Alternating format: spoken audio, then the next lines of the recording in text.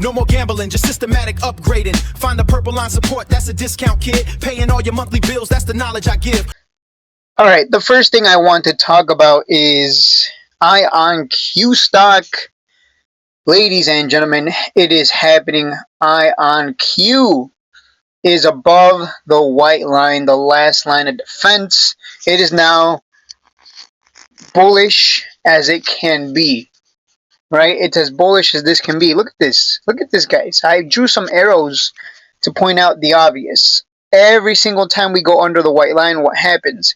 We tank, because that's what happens when we go under the white line. We tank. Rich Tech Robotics, perfect example. I was telling people, hey, if it goes under that white line, watch out, because we're probably going to keep coming down.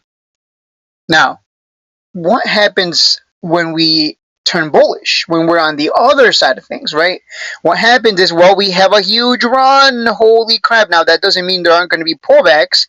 There will be $4 to $10 pullbacks for Ionq, because Ionq is very volatile, right? When it pulls back, it can drop quite a bit, and that's fine. It doesn't matter, because that's what you would expect for something this volatile. This is the kind of stock that can move up $10, $20 real quick and just as quickly drop $10, $20. But that's just part of the game. That's part of the volatility. If you want something that's not going to move up and down like that, you can trade something safer, something slower moving. Like SoFi moves slow. It goes up and down maybe 20 to 50 cents a day. Maybe on a good day $1, but it's not going to fluctuate tons of dollars like Ionq. So you would expect that, right? You shouldn't be surprised if you buy and it's down $5 the next day. Like, that would just be expected. That's just part of the, like, literally part of trading Ionq. You're trying to take advantage of that volatility, and you take advantage of it by buying, and if it goes down, cool, you buy more, and then when it goes up, you make money, because it just keeps going up when it gets above that white line. As you can see here, and I already mentioned this in the Discord, but yeah, I mean, like I was saying, best time to join the Discord is towards the start of the bull run, not towards the end of the bull run. A lot of people join towards the end up here, and I'm like, oh, geez, why does this keep happening? I don't know. I don't know why that is. But you can see, look at that, a 480% move. Once it got above that white line, a 480% move.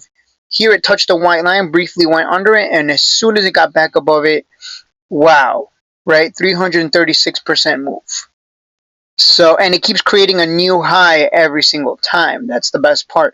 It doesn't have to create a new high, even if it just comes back up to the previous high, right?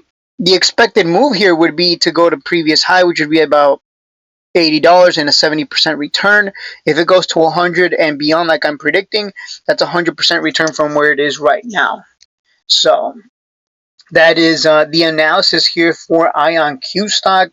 Don't overthink it. It's really that simple.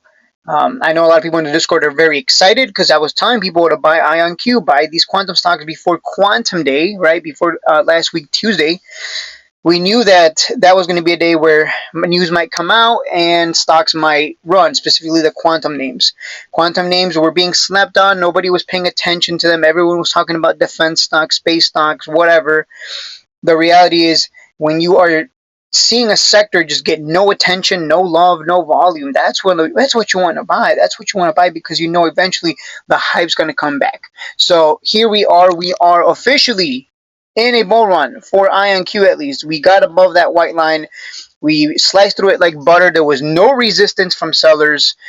This is when you just start buying. I mean, honestly, this is a stock you hold long term. You flip it on another account, swing trade it. This is a money printer. This is a money printer. Now, I wouldn't want to trade this like at the top, right? Like, once this starts getting above 80, once this goes to 80s and beyond, then you want to kind of just start, maybe go play something else, because you don't want to be buying that high. That's when it becomes dangerous, right? You should be scared when you're buying like up here, because then you might end up holding a bag like a lot of people did up here. You should be excited when it comes down nice and cheap, right? And the more overextended to the downside, the bigger the discount you're getting, the more you're going to make in the bull run, right? If you bought down here at like 20s, my goodness, you're up over 100%, maybe 150%.